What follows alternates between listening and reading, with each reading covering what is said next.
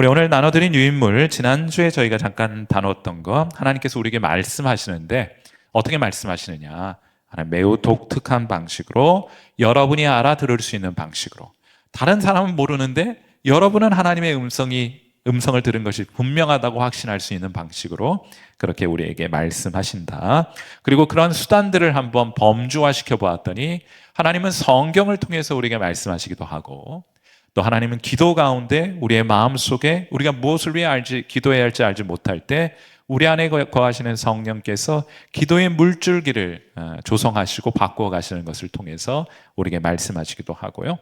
또 환경을 통해서 말씀하기도 하고, 교회를 통해서, 특별히 성숙한 성도들을 통해서 우리에게 말씀하시기도 한다. 이런 내용들을 지난주에 이어서 오늘도 좀 살펴보는데요. 기도에 관한 내용들을 조금만 더 추가해야 될 것들이 있어서 좀 덧붙여 봅니다. 여러분, 우리가 어떤 기도를 했을 때 그 기도 이후에 우리가 기도한 대로 상황이 되지 않는, 하나님 우리 기도하면 응답해 주신다고 했는데 우리가 기도를 했는데 우리가 기도했던 것과 다른 일들이 전개될 때 우리는 어떻게 해야 되느냐? 여러분, 이때 꼭 기억하셔야 될 것이 있어요.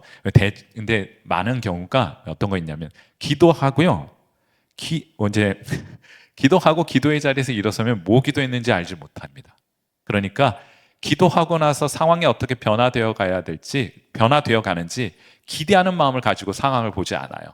기도할 때뿐인 거죠. 있으나 마나한 기도, 기도 응답해 주시면 그건 좋고, 아니면 어쩔 수 없고 라는 종류의 기도들이 우리의 기도 생활의 많은 부분을 차지하고 있는데, 우리가 진심으로 그리고 하나님께서 우리에게 주신 기도의 마음으로 기도한 사람들은 그 기도의 제목으로부터 마음이 떠나지를 못하게 돼요. 그러니까 기도하고 나서도 그 기도한 대로 응답되는지 상황을 주목해 보게 되고 변화의 추이를 추적해 가게 되는 것이겠죠. 자, 그때 우리가 기도한 것과 다른 방향으로 일이 전개가 될 때 이건 어떻게 이해해야 되느냐? 자, 그 문제를 좀 다뤄보자면 1.2.1번에 하나님은 언제나 그 빈칸에 더 좋은 것 주세요. 그리고 더 많이 주십니다. 하나님은 우리에게 더 좋은 것, 더 많이 주시는 분이다. 에베소서 3장 20절 말씀 우리 한번 기도와 관련해서 같이 한번 읽어볼게요. 자, 에베소서 3장 20절 함께 있습니다. 시작. 우리 가운데서 역사하시는 능력대로 우리가 구하거나 생각하는 모든 것에 더 넘치도록 능히 하실 이에게 라고 말하잖아요. 하나님 우리에게 어떻게 주신다? 더 넘치도록 능히 하시는 분. 우리가 기도하는 것이나 생각하는 것에 더 넘치도록 충만히 채워주시는 분이 하나님이십니다. 그러니까 우리 믿음의 크기가 이 간장 종지 같잖아요. 하나님께서 우리에게 부어주시려고 하는 것은 태평양이다. 그러면 어떻게 해야 되겠습니까? 우리가 기대하고 예상한 것과 다른 일들이 얼마든지 전개될 수 있고 전개되는 것이 오히려 우리에게 유익할 것이라는 생각 가지게 되지 않습니까? 이 사실을 꼭 기억하셔야 되고요. 그 다음에 여러분이 기도했다면, 그리고 그 기도의 제목이 진정 하나님께서 여러분에게 주신 기도이고 그러므로 반드시 성취될 기도라고 한다면 여러분 그 이후에 어떤 일이 전개되는지 관찰하게 돼요. 제가 여러분 신앙생활에 있어서 우리 중심의 신앙생활은 계획부터 세웁니다. 우리가 계획 세우고 하나님께서 우리가 세운 계획들을 이루어 주시기를 바라는 마음으로 신앙생활 하는데 그 다 자기 중심적인 인본주의적인 세속적이고 세상적인 신앙이에요. 그러면 하나님 중심의 신앙으로 회복하려면 계획을 세우는 게 첫 번째 단계가 아니고 가장 중요한 게 무엇입니까? 관찰하는 거예요. 여러분이 기도하고 나서 어떻게 일이 전개되는지 관찰하는 것으로부터 시작이 됩니다. 이런 관찰을 통해서 변화되어 가고 있는 기도 이후에 변화가 나타날 텐데 그 변화되는 상황과 나의 기도를 연결하게 될 때 그때 어떤 영적인 흐름이 파악이 되는 거예요. 그리고 그 영적인 흐름이 파악되었다면, 자, 저는 이 방향으로 기도했어요. 이 방향으로 기도를 했는데 이쪽에서는 아무 일도 일어나지 않고 이 방향으로 기도했는데 이쪽 방에서 일이 일어나고 있더라. 그러면 우리가 어떻게 하면 됩니까? 잘 관찰하고 우리가 기도한 내용은 이런 내용들이었지만 저쪽에서 일이 벌어지고 있으니 우리의 신앙과 삶의 방향을 저쪽으로 조정하게 돼요. 그러면 우리가 기도했던 것과 본질적으로는 똑같은 일이지만은 더 큰 일, 더 많은 일들이 이루어지게 되는 것을 확인하게 될 것입니다. 저는 그 좋은 예가 사도행전 16장 7절부터 10절에 나타나 있다고 생각합니다. 이 마게도냐 환상을 보았던 사도 바울의 이야기를 담고 있는데, 좀 길긴 하지만은 우리 같이 한번 읽어볼게요. 같이 읽습니다. 시작. 무시아 앞에 이르러 비두니아로 가고자 애쓰되 예수의 영이 허락하지 아니하시는지라. 무시아를 지나 드로아로 내려갔는데 밤에 환상이 바울에게 보이니 마게도냐 사람 하나가 서서 그에게 청하여 이르되 마게도냐로 건너와서 우리를 도우라 하거늘. 바울이 그 환상을 보았을 때 우리가 곧 마게도냐로 떠나기를 힘쓰니 이는 하나님이 저 사람들에게 복음을 전하라고 우리를 부르신 줄로 인정함이로라. 아멘. 얼마나 많이 기도했겠어요, 사도 바울이. 제2차 선교여행 당시의 기록인데 얼마나 선교를 위해서 기도를 많이 했겠습니까? 자, 그는 정반대의 방향으로 선교의 방향을 궁극적인 방향과는 정반대의 방향으로 선교의 사역들을 진행해 갈 계획으로 하나님께 열심히 기도했습니다. 그런데 어떤 이유인지 모르지만은 예수의 영이 허락하지 아니하세요. 어떤 방식인지 잘 모르겠습니다. 어떨 때는요, 말이 막히는 경우가 있거든요. 설교를 준비하거나 혹은 성경을 가르치려고 할 때 말이 턱턱하고 막힐 때가 있어요. 아마 뭐 그런 종류의 경험이었나? 아무튼 사도 바울은 하나님의 영이 그쪽 방향으로 나아가지 못하도록 막고 있다는 것을 느끼게 됩니다. 여전히 기도하고 영혼 구원을 위해서 기도하는 중이었죠. 그때 밤에 환상을 하나 보게 되는데 정반대편, 저 뒤편에 있는 지역에서 마게도니아라는 지역이 있는데 거기에서 한 사람이 이리로 건너와서 우리를 도우라라는 말을 합니다. 전혀 다른 방향의 일이 진행되고 있음을 확인하게 되었어요. 사도 바울은 자기의 원래의 계획을 고집하지 않습니다. 하나님의 인도하심을 따라 삶의 방향을 변경하게 돼요. 그래서 이 소아시아 쪽으로가 아니고 마게도냐 지역으로 건너가게 되고요. 여러분, 우리가 알고 있는 대부분의 사도 바울의 선교 여행과 관련된 굉장히 중요한 교회들이 위치한 곳인데 그 마게도냐 지역으로 가서 첫 번째 도착했던 도시가 바로 빌립보이고 거기서 빌립보 교회를 개척하는 놀라운 역사를 경험하게 되는 겁니다. 그 이후에 고린도 교회까지 가서 큰 부흥을 경험하기도 하는 것이겠죠. 자, 이처럼 이제 중요한 것은 자막을 다시 한번 보여주시면은요. 여기 제가 이제 이것과 관련해서 우리가 이렇게 기도했는데 이쪽에서 일이 벌어지고 있는지 어떻게 아냐? 그것만 알면 조정하면 되는데 이런 생각을 가질 수 있잖아요. 언제나 우리가 그냥 팔랑귀이기도 하고 우리가 좀 우유부단한 면도 없지 않고 확신이 없는 사람들이어서 이렇게 기도했는데 이쪽에서 뭔가 좀 팔랑팔랑하면은 우리 팔랑귀가 좀 귀 기울여져 가지고 그쪽으로 방향을 틀 수가 있잖아요. 그런 것들을 방지하기 위해서 저는 이 구절에서 특별히 사도행전 16장 7절 말씀에 거기 애쓰다라는 표현을 주목해 보셔야 된다고 생각합니다. 거기 애쓰되, 성경 있으면 거기 밑줄 그으셔야 돼요. 최선을 다해야 합니다. 그래야 그 외에 다른 길로 하나님이 인도하시는지 알 수 있게 돼요. 내가 이 영역에서 최선을 다하지 않았기 때문에 길이 열리지 않았다면은, 여러분, 최선을 다하지 않았기 때문에 길이 열리지 않았다면 그 외에 다른 방향으로 가면 그건 오히려 하나님의 뜻을 거스리고 다른 방향으로 가는 일이 되지 않겠습니까? 최선을 다했어요. 이 일을 위해서 내가 할 수 있는 최선의 노력과 최선을 다해서 그 일을 감당했음에도 불구하고 길이 열리지 않게 될 때 우리는 그 외에 다른 길이 열리는 것을 그제서야 비로소 볼 수 있게 되는 거예요. 전제가 되는 것은, 그러니까 신실한 사람들, 또 경건한 사람들, 예수님 잘 믿는 사람들은 자신의 삶에 최선을 다하는 사람들입니다. 그래야 하나님의 뜻이 보여요. 최선을 다했는데도 길이 보이지 않는다. 그러면 그 외에 다른 길로 하나님이 인도하실 가능성이 높아지는 겁니다. 아니, 최선도 다 안 해봤는데 그 외에 다른 길 열렸다고 가는 거, 여러분, 그게 비겁하고 회피하는 것이지 그게 하나님의 뜻을 구하는 자세이겠습니까?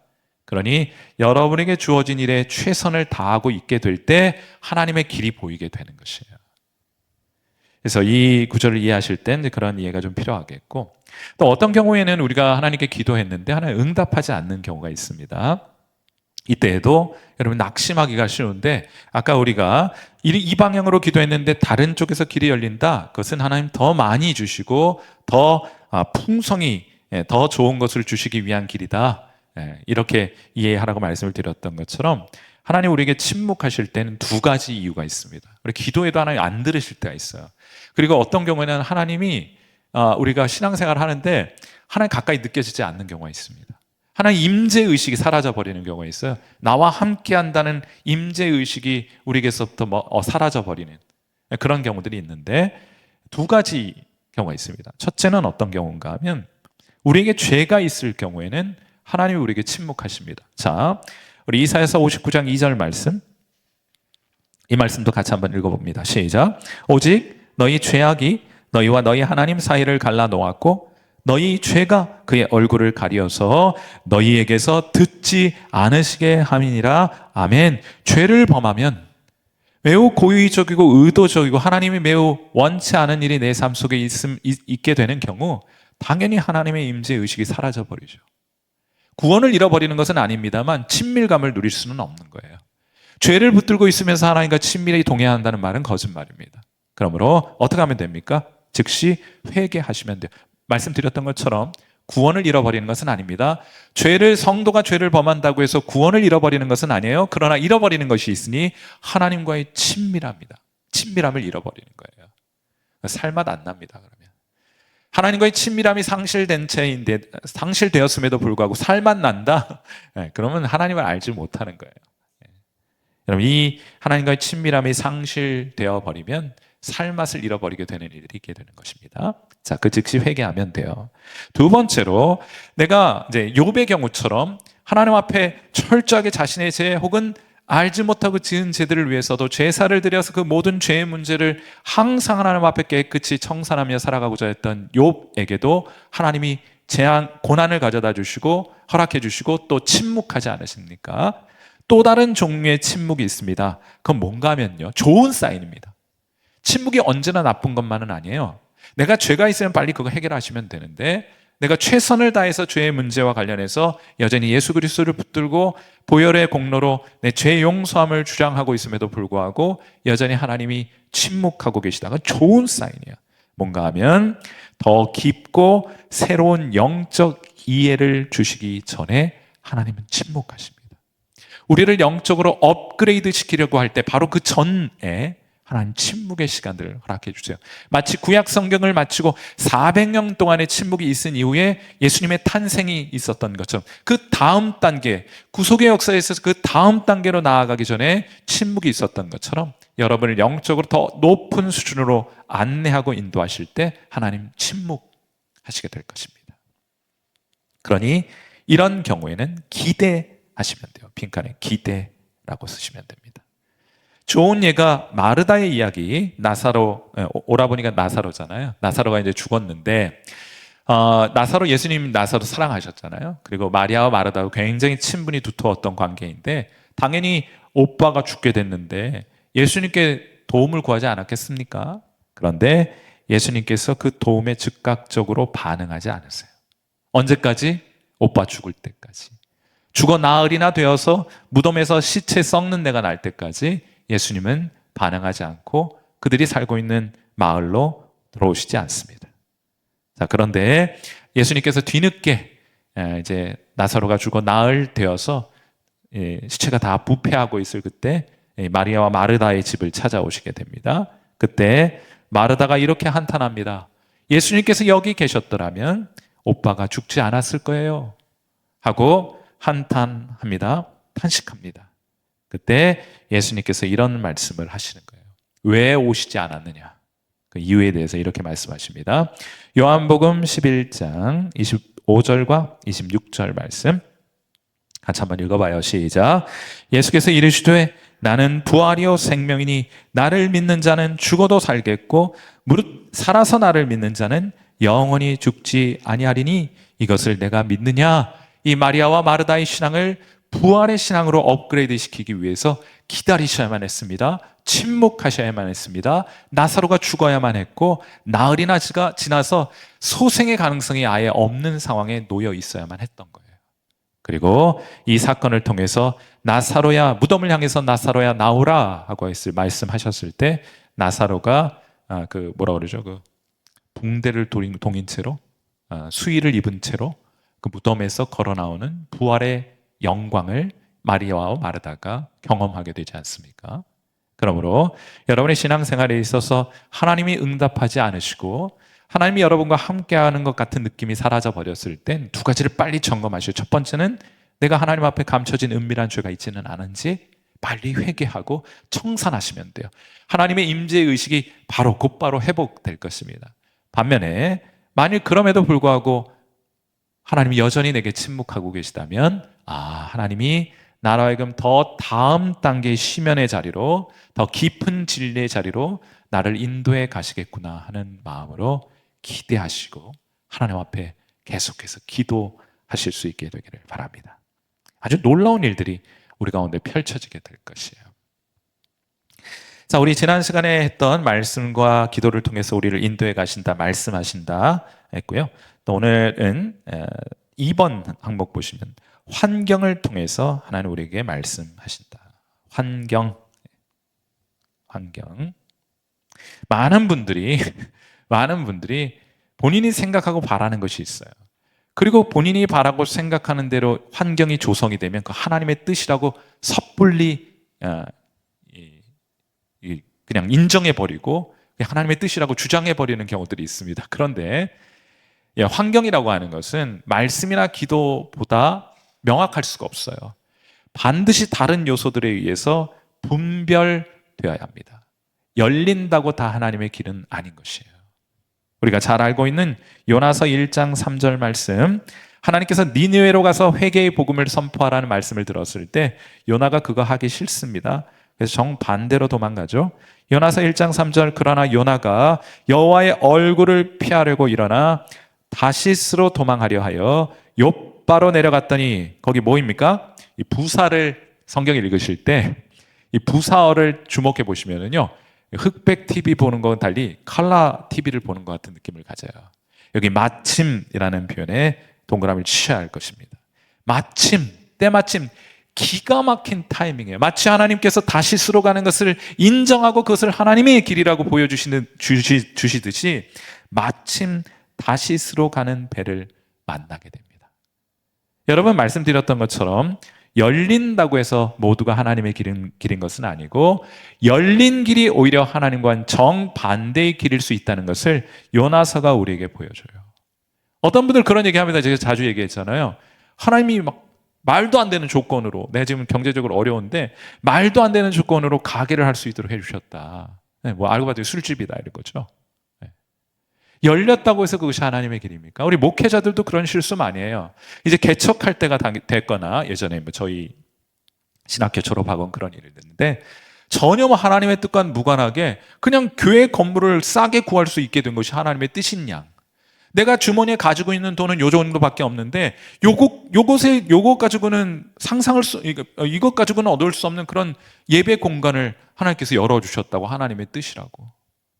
여러분, 만약에 하나님의 뜻이면은 자원은 하나님께서 공급해 주실 것이 아닙니까? 어디 내 주머니에 있는 돈 사이즈로 하나님을 제한합니까? 그리고 나가서는 목회하고 또 하겠다는 그런 분들도 많이 보았던 것 같아요. 꼭 기억하셔야 합니다. 열린다고 해서 모두가 하나님의 길인 것은 아니다. 그러므로 좋거나 나쁘거나 환경은 언제나 다른 요소들과 함께 평가되어야 합니다. 다른 요소란 무엇입니까? 말씀, 기도, 그리고 성숙한 그리스도인들의 대화를 통해서 그 길이 하나님의 길인 것인지 반드시 분별해야 할 것입니다.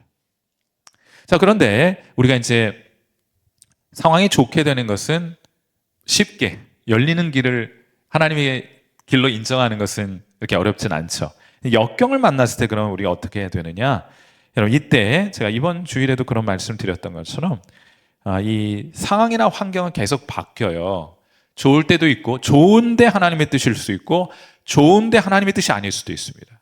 나쁜데 하나님의 뜻일 수도 있고, 나쁘니까 하나님의 뜻이 아닐 수도 있어요. 우리는 잘 알 수가 없습니다. 그러니까 분별해야 된다고 말씀을 드렸는데, 이때 중요한 것은 신앙생활에 영적인 상수를 언제나 붙들고 있는 것이 중요하다. 영적인 상수를 붙들고 있는 것이 중요하다. 영적인 상수란 무엇입니까? 변하지 않는 것. 변하지 않는 것은 하나님은 언제나 내게 선하시다.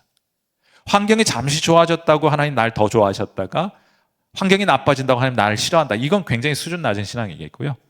환경과 관계없이 하나님은 언제나 내게 선하신 분이시다. 이 상수의 믿음, 변치 않는 숫자를 붙들고 살아가는 신앙이야말로 하나님께서 우리에게 기대하는 신앙이 아닐 수 없습니다. 그러니 여러분 언제나 하나님 내게 선하십니다. 내 상황이 안 좋을 때가 있잖아요. 그때는 어떻게 합니까? 낙심하지 말고요. 오히려 그렇기 때문에 하나님께 더 가까이 나아가야 되는 거예요. 환경이 좋지 않다고 해서 모두가 하나님의 뜻이 아닌 것은 아니다. 환경이 좋지 않지만은 그 좋지 않은 환경을 통해서 하나님의 뜻을 이루어 가실 때가 있다. 그러니 기도해야 합니다. 십자가는 세상의 관점에서 보면 실패입니다. 마땅히 피해야 할 길이에요. 그럼에도 불구하고 그 일이 아니면, 그 십자가가 아니면 이루어질 수 없는 일이 있었기에 예수님께서 그 십자가의 길을 묵묵히 걸어가지 않으십니까? 그때 우리가 해야 될 것은 하나님의 관점으로 상황을 볼 수 있도록 기도해야겠죠. 역경은 힘든 거니까. 누구라도 피하고 싶은 거니까. 그럼에도 불구하고 이 역경 한복판을 통과해 가야 한다면 하나님 이 환경을, 이 역경을 하나님의 관점으로 좀 볼 수 있는 안목을 제게 좀 열어주옵소서 하고, 오히려 이럴 때 하나님께 나아가 낙심하고 있을 때가 아니고 기도해야 할 것입니다. 말씀을 가지고 상황을 이해할 수 있도록 성령의 인도하심을 구하고 계속 기도 가운데 하나님의 뜻을 묻게 되는 것이죠. 그리고 이런 경우가 있습니다. 아까 최선을 다했어요. 우리가 할 수 있는, 아까 말씀드렸던 것처럼 우리가 할 수 있는 최선을 다했어요. 죄의 문제와 관련해서도 하나님 앞에 우리 자신을 거룩하고 경건하게 살아가지고 최선을 다했습니다. 그럼에도 불구하고 경험하게 되는 역경이라고 하는 것이 있게 될 텐데, 그때는 하나님의 관점으로 이 상황을 볼 수 있도록 하나님 도와주세요. 이렇게 기도해야 합니다만, 그렇다고 해서 당장 그 상황을 하나님의 관점으로 해석하거나 이해하지 못할 때도 있을 것입니다. 이때가 중요해요. 이때가 중요합니다. 대부분이라고 말하기 좀 그렇고, 많은 사람들이 여기까지 왔다가 자기의 생각과 자기의 기대대로 되지 않을 때 낙심해가지고 가장 우선적으로 하는 일이 뭔가 일상적으로 하고 있던 일을 중단하는 거예요. 예배부터 중단하고요. 말씀 읽고 기도하는 거 중단되고요. 이거 해봐야 나가 어려움만 더해지네. 이런 생각 가지고 일상적으로 해가고 있던 것들을 중단하게 되는데, 이거만큼 큰 영적인 실수도 없는 거예요. 여러분, 우리가 이러한 관점에서 하나님 말씀 붙들고 기도하면서 하나님 언제나 내게 선하신 분이신데 모든 것을 합력해서 선을 이루실 것은 너무나 분명한데 지금은 그 선의 모습이 어떤 것인지 보이지 않습니다. 그때 여러분이 하셔야 될 것은 일상을 계속해서 수행해 가는 거예요. 뒤로 물러나는 것이 아니라 일상을 지속적으로 수행해 가는 겁니다. 그래서 일상이 얼마나 중요한가. 평상시에 어떤 성도가 영적으로 얼마나 성실한 삶을 살아가고 있는가 얼마나 중요한지 몰라요.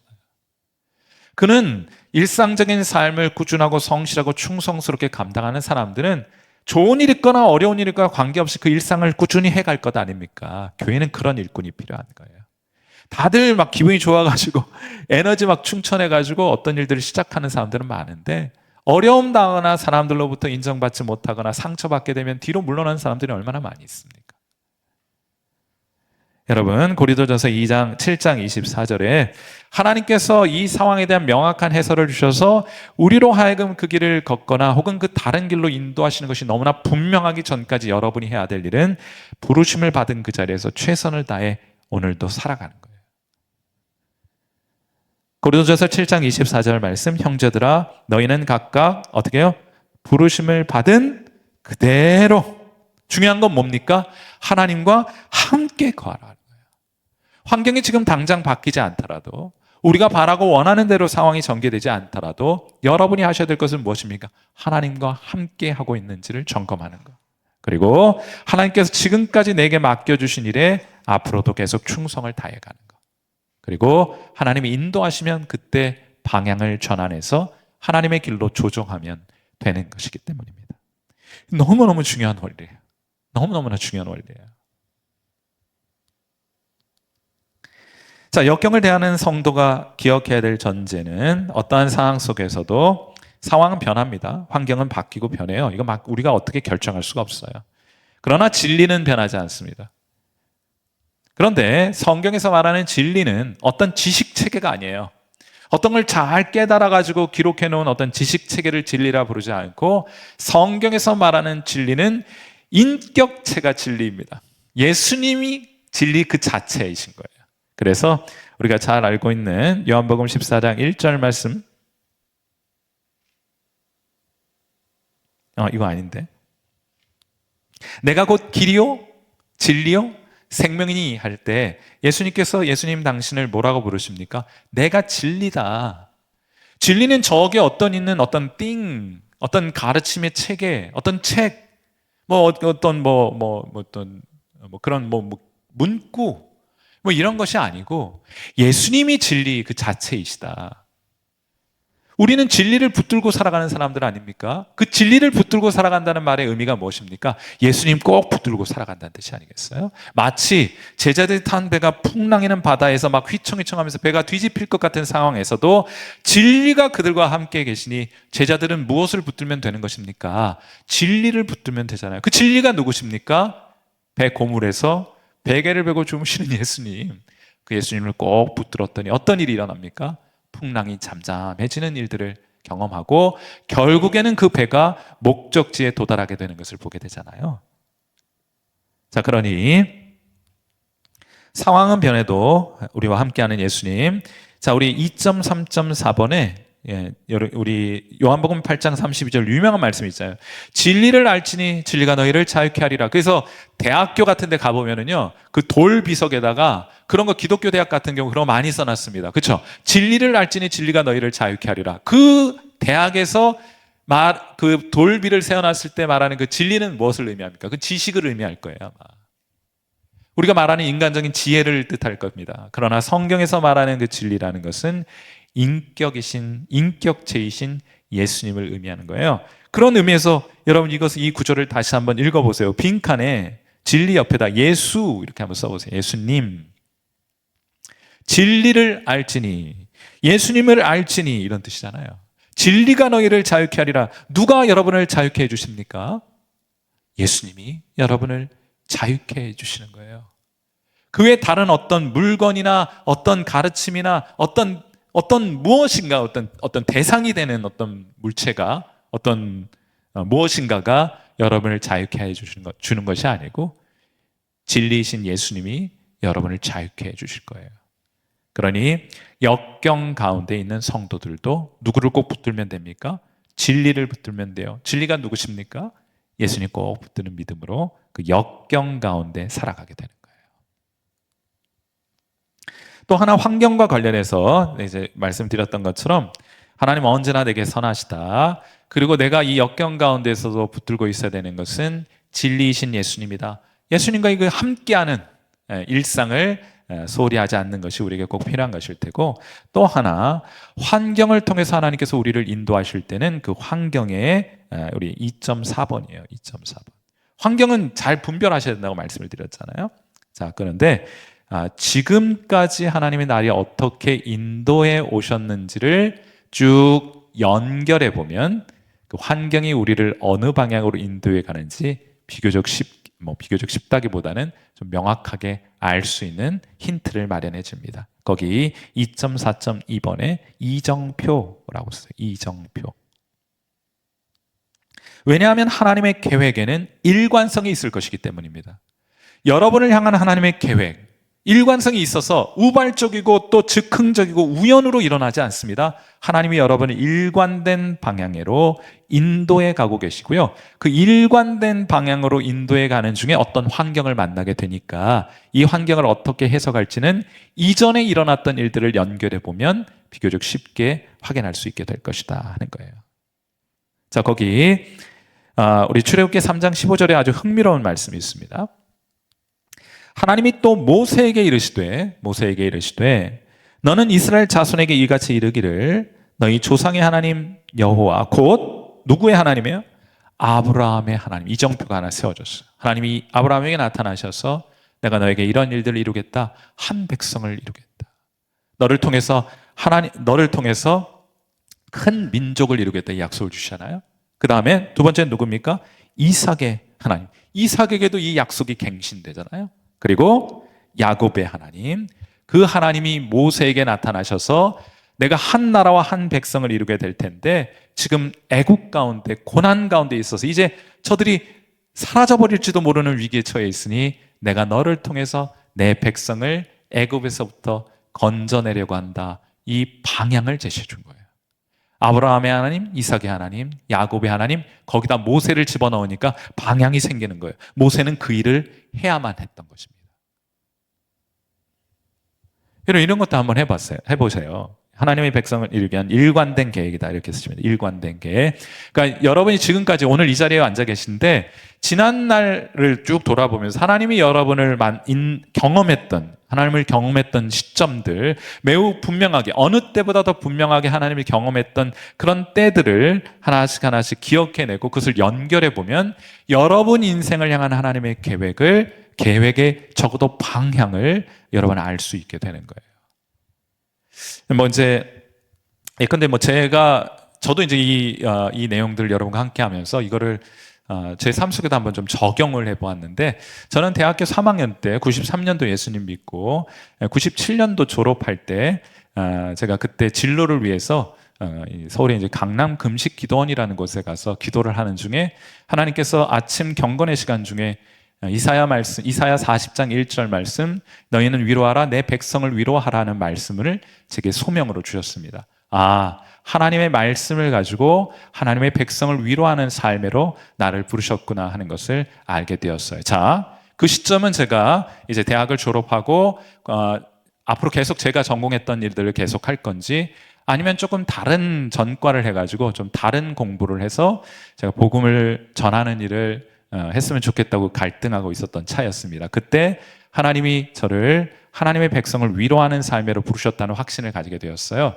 그리고 그 백성은 하나님의 말씀을 들을 때 위로함을 받게 되잖아요. 그러면 제가 가장 우선적으로 해야 될 일은 무엇입니까? 하나님의 말씀을 준비하는 곳으로 가야겠구나. 그래서 제가 한의사를 좀 해보려고 생각을 했었거든요. 그때 허준 드라마 때문에, 한참 허준 드라마 있어가지고 대학 졸업하고 여러분이니까 말씀을 드리는데 진맥 딱 하면서 예수님 믿으셔야 합니다. 딱 이런 거 하고 싶었다고요. 그래서 이제 그런 것들을 이제 공부하려고 구체적으로 준비를 하고 있었던 차였는데, 그 말씀 듣고 그러면 신학교를 가야겠구나 해가지고 제가 신학교를 가게 되었어요. 그러니까 제 삶 속에는 방향이 이제 두 개가 이제 생겼잖아요. 하나의 소명을 받았고 신학교를 가게 되었고, 다음에 이제 결혼하고 이제 신학교 갔습니다만, 그리고 말씀을 준비해서 말씀을 가르칠 때까지 아직 준비가 충분히 되지 않았다고 생각해서 유학 가서 공부하고, 그리고 제가 그 유학 가서 공부하면서 아주 큰 깨달음을 하나 가지게 되었어요. 그래서 이제는 내가 목회할 수 있겠구나, 말씀으로 하나님의 백성을 위로할 수 있겠구나, 이런 마음 가지게 되어서 한국으로 이제 귀국을 했는데 일자리가 없는 거예요. 제가 이제 물론 이제 학교나 이런 데 다 결정이 되고 난 다음에 이제 귀국을 했기 때문에 어디 가서 뭐 가르칠 데도 없고 뭐 그런 상황에 좀 놓여 있었습니다. 아무튼 어찌하여 이 얘기를 다 하면은 저기 하니까 이웃초청 행복잔치 시즌 2에 뭐 이 얘기를 좀 할까 좀 생각 중에 있어요. 그래서 이러저러해서 이제 제가 이제 천안에 있는 한 대학교에 그 교수로 가게 되었잖아요. 저는 교회를 위해서 하나님의 백성을 위로하는 삶을 위해서 준비해 왔는데 전혀 뜻하지 않는 길이 열린 거예요. 사실 좀 당혹스럽기도 하고 뭐 일이 생겨서 좋긴 했는데 좀 당혹스럽긴 했습니다. 저는 학교 갈 생각은 별로 없었거든요. 그런데 아무튼 1년 반 동안 있게 되었는데, 제가 나중에 생각하게 된 것은 제가 6년 반 정도 미국 생활을 하다 보니까 이게 문화적으로나 언어적으로 준비가 돼 있지 않더라고요. 한국 사람임에도 불구하고 6년 반이라는 기간은 문화적으로 언어적으로 감각을 많이 상실하게 되게 충분한 기간이었습니다. 제가 그 짧은 기간 청년들을 만나면서 그때 언어적이고 문화적인 갭을 메울 수 있는 시간이 되었던 것 같고요. 그때 이제 제가 그 교양과정 학생들을 만나서 굉장히 많은 강의가 많았어요. 그래서 그 아이들에게 꿈을 주고 비전을 심어주는 그런 역할들을 하고자 해가지고 제가 그때 책들을 좀 많이 보고 아이들에게 도전이 될 만한 그런 예화들을 많이 찾아갖고 준비했는데 나중에 이렇게 쓰일 줄은 몰랐어요. 그래서 아무튼 그 1년 반 동안 이제 대학 에서 강단에서 학생들 만나 가르치던 중에 어느 날 갑자기 제가 이제 저희 와이프 처가의 그 교회 침례교회예요. 이제 점심 예배를 마치고 식사를 하는데 그 이제 목사님이 저한테 오시더니 잘해 주셨어요, 그 목사님. 이제 짜장면 지금도 기억납니다. 메뉴는 짜장밥 이렇게 막 비벼가지고 이렇게 먹고 있는데 목사님이 제 앞에 앉으시더니 저 목사 목회할 생각 있나? 딱 이렇게 물어보시는 거예요. 제가 말씀드렸죠. 저는 교회를 섬기기 위해서 공부했습니다. 목사 되기 위해서 공부한 게 아니고 교회를 섬기기 위해서 공부했고 성경을 배우고자 했어요. 제가 첫 번째 저렇게 고민 같은 거 이런 거 해보지도 않고 당연히 교회를 섬기고자 하는 마음으로 공부해 왔죠. 그러는 거예요. 그랬어요. 그랬더니 그러면 내일 나랑 어디 좀 가자 이러시더라고요. 그때 이제 무궁화 타고 무궁화인지 새마을인지 그때는 KTX가 없었어요. 그래서 무궁화인지 새마을인지 타고 내려온 곳이 울산입니다.